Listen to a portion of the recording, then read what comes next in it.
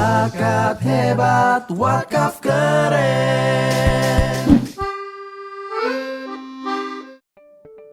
Assalamualaikum warahmatullahi wabarakatuh. Perkenalkan, saya atas nama Aulia Wahdani Arabe. Nah, pada kesempatan ini saya akan melakukan sosialisasi kepada salah satu masyarakat yang ada di sekitaran tempat ini terkait dengan zakat dan wakaf. Nah, untuk itu, yuk kita cari masyarakat yang ada di sekitaran tempat ini.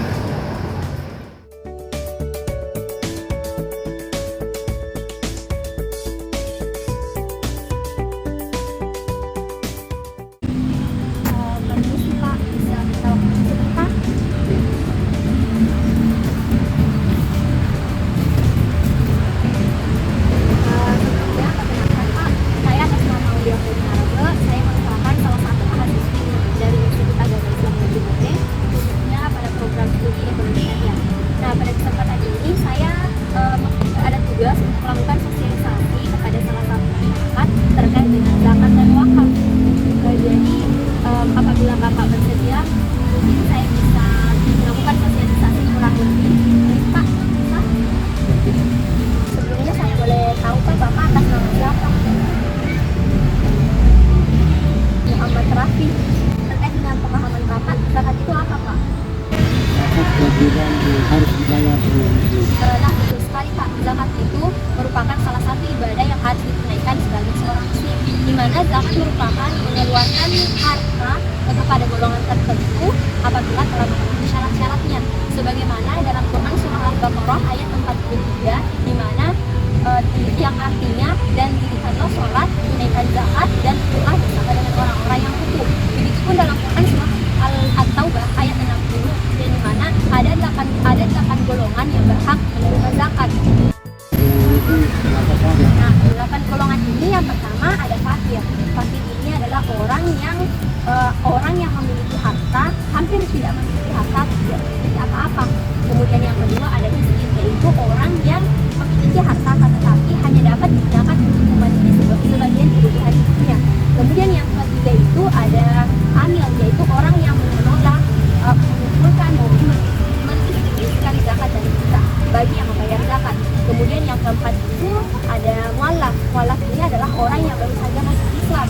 Nah, zakat ini digunakan untuk mempererat tali persaudaraan sesama muslim dan digunakan agar keimanannya itu, keislamannya tentang Islam itu lebih mantap. Kemudian yang kelima ada rikab. Rikab ini adalah budak atau hamba sahaya. Pada zaman dahulu, seseorang dijadikan budak oleh saudagar-saudagar kayanya. Nah, zakat ini digunakan untuk memerdekakan dirinya. Kemudian ada gharib. Gharib ini adalah orang yang terlilit utang, jadi untuk menjaga jiwa dan izahnya. Kemudian yang ketujuh ada fisabilillah. Fisabilillah ini adalah orang yang berjuang untuk mengembangkan, yang berjuang dalam ketaatan kepada Allah demi mengembangkan pendidikan, dakwah maupun pantiasuhan dan lain sebagainya. Dan yang terakhir itu ada yang namanya hifdzus sabil atau musafir, yaitu orang yang kehabisan biaya dalam perjalanan menuju ketaatan kepada Allah Subhanahu wa taala. Terkait dengan lembaga yang mengelola zakat itu Bapak sudah tahu belum Pak? Nah, jadi lembaga yang mengelola zakat itu Pak adalah Basnas. Nah, Badan Amil Zakat Nasional atau Basnas ini merupakan salah satu lembaga pemerintah struktural yang mandiri dan bertanggung jawab langsung kepada Presiden.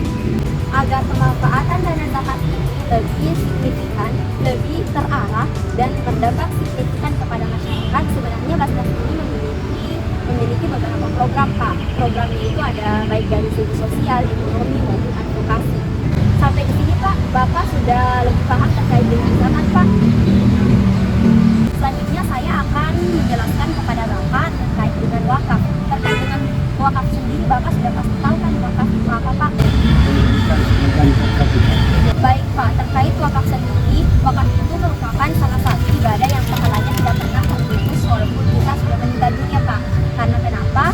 Sebagaimana hadis, salah satu hadis yang diriwayatkan dari Imam Muslim itu bahwa apabila manusia telah meninggal dunia maka terputuslah semua amalannya kecuali 3 hal. Yang pertama itu sedekah jariah atau wakaf, kemudian ilmu yang bermanfaat, dan yang ketiga adalah anak soleh yang mendoakannya.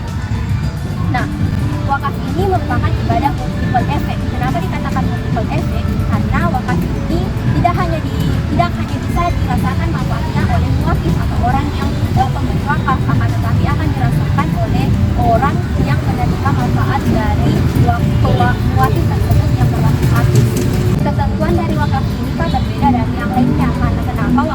tidak boleh dijual, kemudian bersifat kekal, kemudian nilainya itu tidak boleh berkurang. Nah, terkait dengan wakaf yang diproduktifkan ini seperti halnya dijadikan sebagai rumah sakit, pembangunan pendidikan, panti asuhan, dan lain sebagainya. Terkait dengan wakaf ini, Bapak sudah tahu belum yang mengelola wakaf itu siapa? Ya betul sekali Pak. Wakaf itu dikelola oleh yang namanya nazir. Nazir ini merupakan orang yang mengelola, mengawasi, menjaga harta wakaf yang telah diperuntukkan. Siapapun itu Pak bisa menjadi seorang nazir. Karena kenapa? Harta wakaf ini harus tetap dijaga dan manfaatnya itu harus diberikan kepada muakhir lain. Dan seseorang yang ingin menjadi nazir itu harus memiliki tanggung jawab yang penuh. Jadi terkait dengan zakat dan wakaf itu Pak, apakah Bapak sudah jelas terkait banyaknya gambaran yang saya berikan Pak?